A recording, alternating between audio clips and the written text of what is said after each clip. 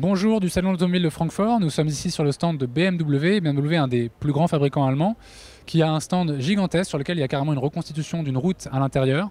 BMW présente en grande pompe sa toute nouvelle BMW série 7. C'est vraiment leur vaisseau amiral au sens propre comme au sens figuré, c'est un véhicule très haut de gamme et ils le présentent comme le véhicule le plus innovant du segment. On va tout de suite découvrir toutes ces innovations. La première innovation, c'est la BMW Display Key. Alors comme son nom l'indique, c'est une clé qui a un écran. Là, j'ai un bouton sur le côté, comme sur un smartphone, qui permet d'allumer l'écran. Alors, ce qui est amusant, c'est que ça faisait quelques années, disons, que sur les voitures très haut de gamme, connectées, on avait des applications sur iPhone ou smartphone Android qui permettaient de télécommander sa voiture à distance. Ben là, en fait, on est un petit peu à l'étape suivante. La voiture connectée, c'est déjà has-been chez BMW. Désormais, c'est la clé qui joue un peu le rôle de smartphone. Donc on a un écran tactile avec pareil encore un geste de déverrouillage assez classique et on retrouve les fonctions habituelles qu'on avait sur certaines applications pour smartphone. La première page, c'est on voit si la voiture est déverrouillée ou non, si les fenêtres sont fermées ou non, et naturellement on peut agir sur ces deux fonctions depuis cet écran. On fait un geste de défilement de gauche à droite pour passer d'une fonction à l'autre. Ici sur un deuxième écran, on a les informations du véhicule. Là on a un diagnostic qui nous indique que la voiture est en bonne marche. Et on peut contrôler que les phares sont allumés ou non. Et là, de même, on peut les allumer à distance si nécessaire. La télécommande communique par onde radio et on a une portée de 300 mètres, ce qui est quand même assez énorme. Ce qui nous permet, à l'identique, de contrôler par exemple l'autonomie de la voiture vraiment de chez soi. Elle peut être garée au parking assez loin. Et on peut contrôler l'autonomie, ce qui est particulièrement utile quand on a une voiture plug-in hybride, donc une voiture hybride rechargeable qui est branchée à une prise de courant. Et on veut savoir à quel moment on peut partir, combien de temps on doit attendre encore avant d'avoir l'autonomie suffisante pour faire le trajet qu'on a à faire. Et sur le même principe, on a sur la dernière page la climatisation. On peut l'activer à l'avance, c'est utile l'hiver par exemple ou même l'été. On sait qu'on va avoir un trajet, disons dans une demi-heure, on peut enclencher la climatisation à l'avance pour que la voiture soit déjà à bonne température quand on monte dedans, ce qui est confortable. Mais ce qui surtout dans le cas d'une voiture hybride rechargeable permet de climatiser la voiture, ce qui consomme beaucoup d'énergie quand on est encore branché sur le secteur et de ne pas puiser sur les batteries. On a une dernière fonction qui là n'est pas présente sur ce modèle-ci, qui est très intéressante en fait, qui est la voiture qui est capable de se garer toute seule. C'est quelque chose qu'on commence à voir chez Audi notamment ou chez d'autres fabricants haut de gamme. L'intérêt c'est qu'on quitte sa voiture sur le perron de sa maison et la voiture va être capable d'avancer toute seule dans un parking qui du coup peut être très étriqué. C'est pas nécessaire qu'il y ait de la place pour sortir à gauche à droite pour ouvrir les portières.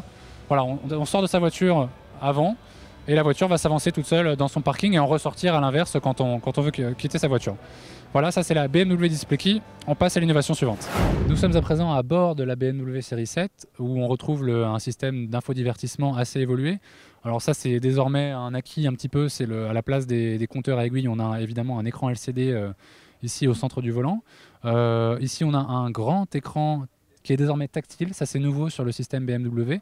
On retrouve néanmoins la molette, disons physique, avec le touchpad à ce niveau-là. Donc ça, beaucoup des conducteurs de BMW sont habitués à ça et puis certains préfèrent. Quand on est en train de conduire, c'est quand même plus pratique dans certains cas d'avoir une molette physique assez grosse. Ici, quand on est en mouvement, ça peut être un petit peu compliqué, mais néanmoins, désormais sur la navigation, c'est évidemment un écran capacitif multipoint et on peut zoomer, dézoomer avec les deux doigts comme sur un smartphone. On retrouve maintenant désormais les concepts d'un smartphone sur cet écran. L'autre nouveauté intéressante dans cet habitacle, c'est la possibilité d'interagir avec le système d'infodivertissement avec des gestes. On a en fait une caméra tridimensionnelle entre les plafonniers là-haut et avec des gestes de la main, je peux par exemple augmenter le son en tournant mon doigt dans un sens ou dans l'autre, augmenter et diminuer le son dans un sens ou dans l'autre. Là, dans le cas de la démonstration, on ne va pas pouvoir le montrer, mais on peut accepter un appel en pointant du doigt de cette manière, ou le rejeter en faisant un geste vers la droite. Et les gestes sont combinés avec une fonction de vue en 3D à 360 degrés autour de la voiture, ce qui permet de garer cette limousine assez facilement, puisqu'on voit vraiment de tous les côtés. Et on peut tourner donc avec sa main tout autour du véhicule. On a un cinquième et dernier geste qui est personnalisable. C'est un mouvement, on avance les deux doigts comme ça vers l'avant. Et là, par exemple, de n'importe quel écran, j'ai pu enclencher la navigation vers mon domicile préparamétré Et on peut configurer tout un tas de fonctions sur ce geste à deux doigts en avant.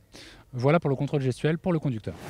Alors toutes ces innovations pour le conducteur c'est bien, mais une série 7 comme celle-ci c'est vraiment une limousine, c'est une voiture avec chauffeur, donc c'est le chauffeur qui est à la place du conducteur, et c'est le propriétaire qui est ici où je me tiens, et à l'arrière c'est encore une fois un vaisseau amiral, on a des boutons dans tous les sens, mais on a surtout des écrans tactiles, et on a ici une tablette qui normalement est amovible, pour les besoins de la démonstration elle est fixée là à la console centrale, et cette tablette c'est une tablette Samsung comme une autre, avec en fait une application BMW qui va permettre de contrôler quasiment toutes les fonctions de la voiture, en tout cas toutes celles qui concernent le passager à l'arrière. On peut contrôler l'éclairage intérieur, on a des bandeaux lumineux d'éclairage classique au niveau des fenêtres, on a des bandes lumineuses qui parcourent tout le côté de la voiture, il y en a deux, donc on peut choisir deux couleurs différentes. Voilà, on a toute une panoplie de couleurs ici. Donc ça ne sert pas à grand chose, c'est juste voilà, pour ambiancer, créer une ambiance dans la voiture. On va jusqu'à éclairer l'intérieur des haut-parleurs du système Bowers & Wilkins. Donc on peut vraiment aller très très loin dans la personnalisation. Juste après, on a ici la gestion de tout ce qui est pare-soleil qui sont sur les vitres. On peut les ouvrir tous, on peut le faire indépendamment, etc.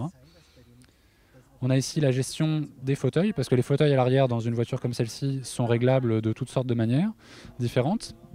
On peut aussi gérer le fauteuil du passager avant droit, donc on peut l'avancer ou le reculer pour faire plus ou moins de place à ses jambes, on peut le redresser, etc. On a des pré-réglages, ça c'est de ce point de vue-là c'est assez classique. On a la gestion de la climatisation aussi à l'arrière, donc on n'a pas besoin de demander à son chauffeur pour régler la température, on peut le faire soi-même. On a une ionisation de l'atmosphère et puis on a carrément aussi du parfum. On peut envoyer du parfum, il doit y avoir des capsules qu'on peut enclencher quelque part. Et donc on peut demander à parfumer sa voiture. La climatisation. Ensuite on a tout ce qui est gestion de la radio, de la musique, des films, puisqu'on a un écran aussi devant soi. On peut retrouver aussi tout ce qui est l'information sur la conduite, avec la destination, la carte, le temps jusqu'à la destination, ce genre de choses. On peut ici activer... Ah non, pardon, ça c'est une autre fonction sur laquelle on va revenir juste après. Les réglages de la tablette et de la voiture. Et puis c'est une tablette Android, donc comme je le disais, on peut dans certains cas la sortir de ce logement et puis la tenir comme n'importe quelle tablette au fond de son fauteuil. Et dans ce cas, accéder à tout l'environnement Android classique. Il faut savoir évidemment que dans une voiture comme celle-ci, la voiture intègre un modem à une connexion 4G. Et dans ce cas, on a du Wi-Fi émis dans la voiture. Et c'est cette connexion que va utiliser la tablette Android. Et le dernier point, donc je l'ai dit, on a des écrans qui sont face à soi. Et on peut les télécommander depuis un geste comme ça sur la tablette centrale. On choisit de quel côté l'écran, le côté de l'écran qu'on veut contrôler. Donc là, je choisis l'écran qui est en face de moi à droite. Et avec des gestes, je vais pouvoir du coup télécommander l'écran qui est devant moi. Et cet écran, je vais pouvoir m'en servir évidemment pour regarder un film. En fait, on est un petit peu dans cette voiture comme en business class, dans classe affaires d'un avion. On peut très bien charger un film. Alors là, je vois une fonction de screencast, je ne sais pas exactement ce que c'est. On a une entrée HDMI, on a un port USB. On peut absolument tout faire. On retrouve quasiment le même système en fait aux places arrière qu'aux places avant. Donc voici un premier aperçu des principales innovations de la nouvelle BMW série 7. Je ne sais pas si c'est la voiture la plus innovante de son segment. En tout cas, ce qui est sûr, c'est qu'elle est très innovante, que c'est un vrai paradis du geek. On a vu d'autres voitures où il y a quelques innovations du côté de la conduite, etc. Là, on est vraiment dans l'univers du geek. On a des tablettes, des écrans dans tous les sens. Il y a plein de gadgets, on peut s'amuser avec plein de fonctions.